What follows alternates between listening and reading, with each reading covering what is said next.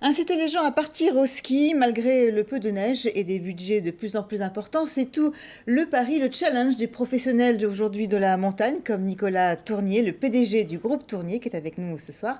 Bonsoir. Bonsoir. Alors vous possédez donc une quinzaine d'établissements environ, hein, des restaurants, des bars, des hôtels, des boîtes de nuit, donc dans la station de Courchevel. Courchevel qui fête justement ses 70 ans cette année, et vous faites partie d'une des familles fondatrices justement, hein, de Courchevel. Alors racontez-nous comment ça s'est passé. C'est votre père qui est arrivé et qui s'est dit, tiens, il y a là des alpages qu'il faut utiliser.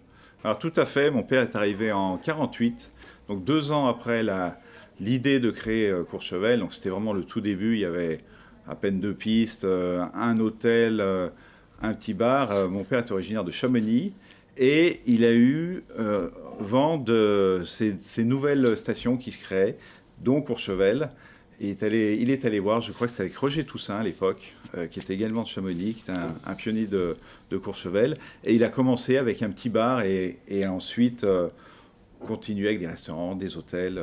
Et voilà, et donc après l'histoire s'est enclenchée. Alors l'histoire Ouais. s'est enclenchée avec quand même pas mal de célébrités qui ont apporté, on va dire, chaque fois leur pierre à l'édifice. Il y a par exemple en 1954 Émile Allais, hein, qui va inventer le métier de pisteur secouriste. Il y a le Mm. premier véhicule chenillé qui arrive en 59, hein, finalement. Oui. On a l'impression que ça date de très longtemps, mais c'est pas forcément si vieux que ça. Oui. Et puis toute une série d'événements qui vont mettre Courchevel, on va dire, à l'honneur. Donc une grande descente de ski en 1966. Et en 1975, c'est le président lui-même, Valéry Giscard d'Estaing, qui va venir à Courchevel, donc avec une soixantaine de journalistes. Et là, ça va être vraiment le début, on va dire, du Courchevel qu'on connaît aujourd'hui. C'est comme ça que c'est passé. Je pense que Valéry Giscard d'Estaing a mis Courchevel en lumière, parce qu'il était président de la République. Il venait tous les ans à Courchevel, il avait son chalet. Et moi, j'ai des souvenirs, même étant jeune, des parties d'échecs que mon père jouait avec Valéry Giscard d'Estaing. Vous sautiez sur les genoux du président, c'est ça? J'ai les souvenirs de la descente d'avion, en fait, quand il s'est posé à Latiport. Et je pense que ça...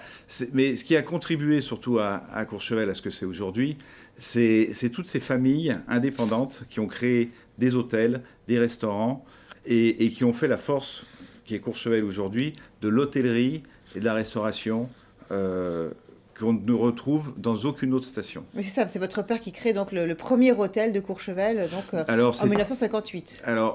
c'était le premier 4 étoiles, c'était pas le premier hôtel. Le premier hôtel, c'était Grandes Alpes, il y a eu Trois-Vallées, et le premier 4 étoiles, c'était le Lana, en 58. Donc on avait fêté les 50 ans en 2008, on fera les 60 ans également. Et c'était à l'époque un tout petit hôtel de 25 chambres. Mais voilà, ça a commencé comme ça. Aujourd'hui, je crois qu'il y a une vingtaine de 5 étoiles. Donc c'est unique dans les Alpes. Voilà. Effectivement, alors une vingtaine de 5 étoiles, et justement, donc une image qui a beaucoup changé, une image aussi qui a changé avec l'essor, on va dire, de la clientèle russe. Est-ce que vous avez souffert justement de cette image, ou est-ce qu'au contraire, vous vous dites, bon, bah, c'est une clientèle comme une autre, il faut en bénéficier? Oui, on en a souffert dans les médias, du cliché du russe qui met du coca dans son pétrus, et on en souffre moins, je pense, aujourd'hui, parce que c'est une clientèle qui s'est normalisée, qui vient en famille, avec des enfants. Il y a un peu Alors, moins d'excès, c'est ça aujourd'hui à Courchevel? oui, je pense. Bon, ça reste une très très belle clientèle, qu'on apprécie toujours autant. Et moi, j'ai envie de dire que heureusement qu'on a eu cette clientèle russe, parce que sans cette clientèle, on ne pourrait pas avoir la qualité d'établissement qu'on a aujourd'hui.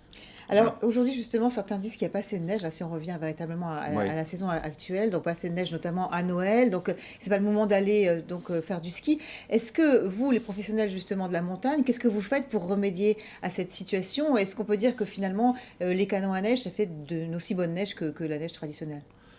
Alors, c'est assez étonnant, mais c'est le cas.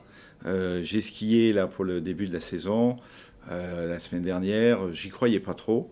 Et en fait, tout le monde me disait, et je posais la question à mes clients, et ils revenaient avec le sourire en disant, mais la qualité de la neige est très bonne, on a fait une super journée de ski, et il y a une nouvelle génération de canons à neige qui est arrivée, Donc des nouveaux qui, canons à neige qui sont meilleurs, qui sont qui sont meilleurs, différents? et c'est vrai que la bonne nouvelle, ce que l'on peut dire pour cette année où il y a effectivement pour l'instant très peu de neige, on l'attend, c'est que malgré tout, on a 60-70% du domaine skiable qui est ouvert, la liaison des trois vallées qui est effective.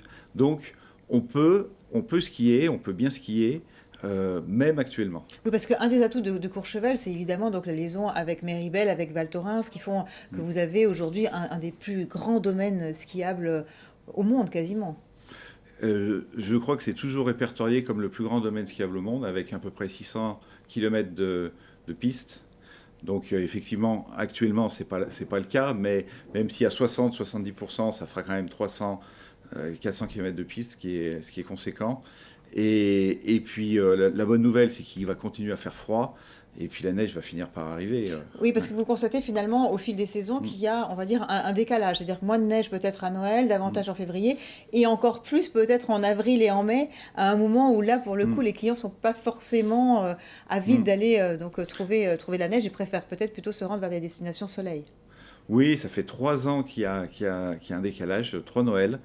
Qu'il y a ce décalage. Alors, je pense que c'est les caprices de saison. On ne peut pas mettre ça sur le compte du réchauffement climatique parce que là, il fait froid depuis 3 semaines. Donc, il y aurait eu une perturbation, on aurait 3 mètres de neige. En revanche, en fin de saison, avril, mai, on arrive à avoir 3 mètres de neige. Et quand la saison ferme, je regarde cette neige, je me dis c'est dommage parce qu'il y a beaucoup de neige, il n'y a plus de clients. Donc ça tendance à se décaler un petit peu comme ça, oui. Donc il faudrait effectivement continuer et fermer. Pourquoi pas fermer les stations plus tard alors dans ces cas-là? Ben, ça serait notre souhait maintenant. Le souci, c'est que les vacances scolaires de Pâques, ça on ne pense pas, hélas, trop au sport d'hiver. Ne sont pas appropriées, ne sont pas aux bonnes dates. Et ce qui fait que le mois d'avril est un petit peu sacrifié, parce que souvent les vacances parisiennes sont trop tard dans la saison, donc ça ne profite pas à l'hiver, mais ça ne profite pas à l'été non plus, parce que c'est trop tôt.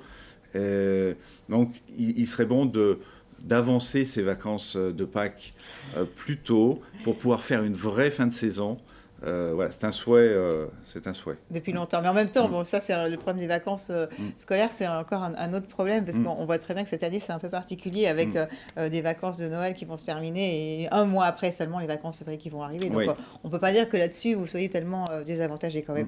Pour revenir à votre clientèle aujourd'hui, donc c'est une clientèle, on le sait, exigeante quand même, assez haut de gamme a priori. Donc, qu'est-ce que vous faites justement pour innover, pour répondre à ces attentes? Il faut toujours, j'imagine, être à la pointe, hein, comme vous avez été à la pointe il y a 70 ans. Donc, est-ce que vous mettez en place, on va dire, de nouvelles techniques de pistes, enfin, ou de ski? Est-ce qu'il y a des nouveautés, justement, qui font aujourd'hui leur apparition? Oui, il y a des nouveautés comme ce qu'on appelle les ski-parks pour les snowboards ou même pour les skis, avec des pistes à bosses, des half-pipes, des sauts. On peut faire les sauts périlleux, on atterrit dans des coussins, des pistes de luge. Oui, vous avez vraiment compartimenté les choses pour qu'effectivement, il n'y ait pas forcément de rencontres, voire d'accidents entre ceux qui font du snow et ceux qui font du ski.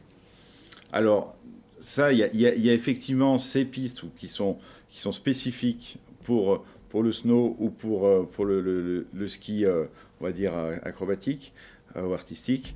Mais après, le snow... le snow, ça se fait aussi en hors-piste. Bon, en ce moment, pas trop, mais...